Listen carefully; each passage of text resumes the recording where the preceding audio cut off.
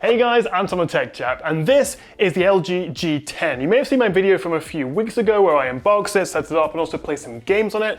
And, well, as you can see, it's a stunning TV. 4K, OLED, HDMI 2.1, all the bells and whistles. I genuinely love this thing, and because it's the gallery edition, you can see that it's completely flush against the wall. It's a lovely bit of kit, as you'd expect for about £6,000. But what could be better than that? Maybe an 8K TV, maybe LG's signature Z10 series with an 8K OLED, but that costs about 25 grand, so maybe not just yet. But then LG got in touch and asked if I wanted to test out one of their new 8K NanoCell TVs, which is about a fifth of the price of the Z10 and still with that full 8K resolution. So as a massive tech nerd, I was gonna jump at the chance, but then the problem is, I don't really have the room. As you guys know, I live in England and my house is pretty small, and I'm not sure if I could get another huge TV past the wife. So instead, I came to my dad's house. This is, well, what was his dining room, but now it's his 8K TV room. So this is the 75-inch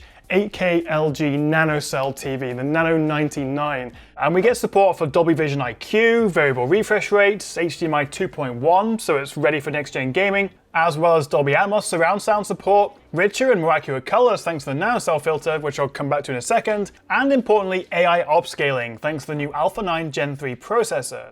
We also get the latest version of LG's WebOS UI, which is fast and intuitive, and works well alongside the excellent Magic Remote.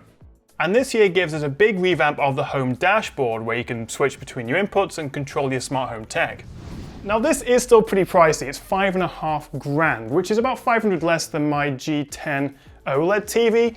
So you kind of have to weigh up, do you want OLED with the infinite contrast, the slightly richer colors, or do you want that higher resolution, the extra sharpness? Now it is worth pointing out that none of my main cameras can actually film in 8K, and chances are you're not watching this in 8K either. So it's tricky to show you just how much detail you're getting here.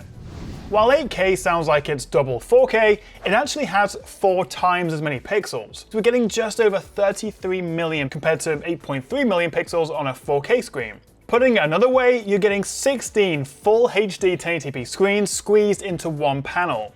Seriously, getting up close to this thing, the fidelity is just unbelievable. So it's impressive stuff, but I must admit that I always thought of 8K as kind of overkill, but even from my sofa, which is about 2.5 meters or 8 feet away, honestly there was a noticeable difference between high quality native 4K and 8K YouTube content.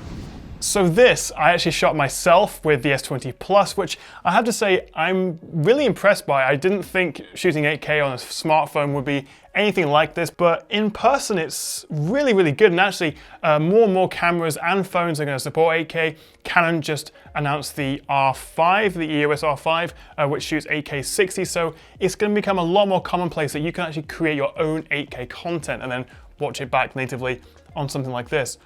So while native 8K is still a clear improvement, I don't see it as quite the same step up we got from moving from Full HD to 4K, but it is a case to some extent of diminishing returns. For example, as I moved further from the TV, the extra detail in native 8K footage became less obvious. So unsurprisingly, the bigger the TV, the more benefit you'll get from 8K. So LG's NanoCell TVs use an LED LCD panel, which are cheaper than OLEDs, but these have had a ton of enhancements this year with the new Nano 90 series, which go all the way up to 86 inches. Looking at LG's marketing, it seems everything is nano except the size. So the NanoCell name actually refers to the nanoparticle size filter layer, which removes what LG call impure colors by blocking part of the wavelength, so it only displays color true to the original source. Now, it's difficult to know how much of a difference this is making, but to my eye, colors appear true to life, and they're pretty vivid in brighter scenes. Also, the greater contrast this year makes darker scenes appear more detailed. Now, my first question, coming from the OLED TV I have at home to this NanoCell, which is obviously still based on LCD tech, is can it keep up? Because obviously with OLED you get the pixels that can turn themselves off individually, so you get the infinite contrast and super deep blacks and rich colors. Well, the answer is yeah, actually, this is seriously impressive, and LG have come a long way even with the new 2020 models, improving brightness, improving contrast, and so with the full array local dimming, I'm sure you'll agree, even just looking at these tech demos, which are actually meant for OLED TVs, that this looks very impressive. And then of course the fact that we do get the option to have 8K at a relatively affordable price with a close to OLED panel type, it's very good. And unlike OLEDs, LCD panels don't run the risk of potential burn-in, although that's not something I've suffered with my OLEDs even after a couple of years. So LG are calling this Real 8K, they've plastered it all over the box, and while it's not an industry standard, they're basically saying that this has HDMI 2.1, it supports 4K and 8K video processing to a high quality, and also a higher degree of contrast modulation, although we'll come back to that in a second. But what does an 8K NanoCell TV look like under a microscope? Well, you can clearly make out the individual RGB pixels, but then let's compare it with my 4K OLED at the same magnification, and the first thing that jumps out is just the sheer number of extra pixels on the 8K TV. But you can see, if we move over a half white and half black area of the screen, we can see that the OLED and the NanoCell's pixels in the black part appear off, which is why the apparent contrast on both seems so good. It's only when we zoom in further do we see some light leak from the NanoCell's pixels. So while OLED still has an advantage, the NanoCell is very impressive. Now, while native 8K content is honestly pretty breathtaking, most of what you'll be watching for the next year or so will be 4K or Full HD. So importantly, most 2020 NanoCell TVs use LG's new Alpha 9 Gen 3 processor, the same as the OLED models, which use their AI Picture Pro technology to upscale low-res content to 4K or 8K. So for example, LG told me that the AI knows what, say, a tree looks like in 4K or 8K, so it will build up the image based partly on that, which means it can then be more accurate and more detailed with less noise. It also learns as you watch more content. Honestly, my first thought was I wish they could sort of add a feature where you could toggle it on or off instantly. So like, I don't know, in the new Command & Conquer games, you can see what the new graphics look like versus the old graphics with the press of a button, because sometimes it is hard to tell if I'm just convincing myself and it's a bit of a placebo effect, or if it is genuinely noticeably sharper. But of course, it's not just about the resolution, and we also get Dolby Vision IQ, which is the latest and greatest version of their HDR. We also now get Filmmaker Mode, which reflects the original intention of the director and the filmmaker, and kind of works like Cinema Mode Plus. Sports modes also use smooth motion, which makes everything look fluid. Not great for films, but great for sports. But what about gaming? Well, the good news is that this is a proper future-proof TV, as we're getting 4 HDMI 2.1 ports, which offer 8K at 60Hz or 4K at 120, which means this is ready for the PS5 and Xbox Series X, as well as high-end gaming PCs.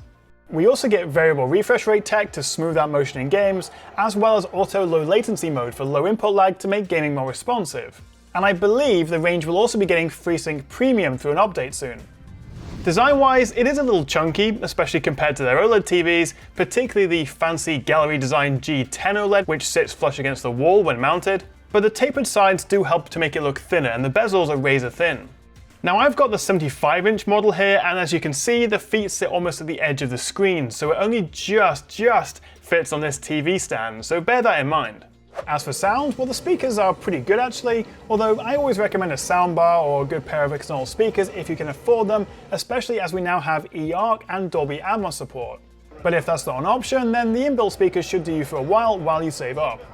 So this is a stunning TV, but the main issue I see here is the lack of native 8K content right now. As far as I know, there aren't any plans for an 8K Blu-ray format, and while there will be more streaming options in the future, right now you're basically limited to some YouTube videos, anything you shoot yourself in 8K, and of course relying on AI upscaling. Plus, you'll need at least 50 megabytes per second speeds and an unlimited data cap for high-res streaming.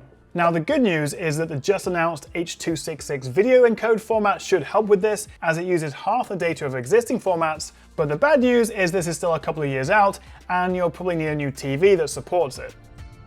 So I think for me, I'm going to have to spend more time with this over the next few weeks and months to really get an appreciation of what 8K is like to live with, but first impressions, it's a stunning TV. I mean, the resolution is cutting edge, it's super premium, and you can tell a difference in some content, and assuming you're not sitting too far away.